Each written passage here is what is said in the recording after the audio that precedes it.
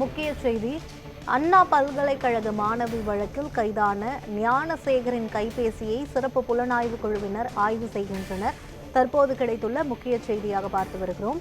இது பற்றிய கூடுதல் விவரங்களை வழங்குவதற்காக செய்தியாளர் சாமுவேல் எபினேசன் இணைப்பில் இருக்கிறார். சாமுவேல், முழு விவரங்கள் என்ன பதிவு பண்ணுங்க.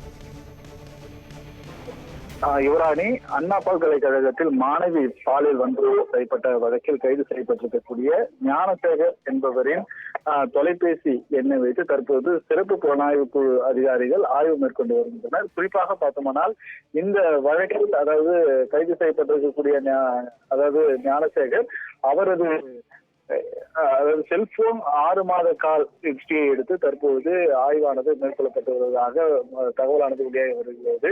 குறிப்பாக இந்த வழக்கில் தொடர்புடைய ஞானசேகர் அவர் வைத்திருந்த செல்போனில் வைத்திருந்த ஆபாச படங்கள் அனைத்தையும் ரிகவரி செய்யப்பட்டுள்ளதாகவும் தற்போது தகவலானது வெளியாக இருக்கிறது. இது மட்டுமல்லாமல் சைபர் கிரைம் ஆய்வாளர் இந்த செல்போனில் இருக்கும் வீடியோக்களை ரிகவரி செய்யக்கூடிய பணிகளும், அதே போல இந்த செல்போன் எந்த நபருடன் கடைசியாக தொடர்பில் இருந்தது என்பது தொடர்பாகவும் மொத்தம் 6 மாத கால ஹிஸ்டரி எடுத்து தற்போது ஆய்வு மேற்கொள்வதற்கும் தகவல் வெளியாக இருப்பது குறிப்பிடத்தக்கது. யுவராணி,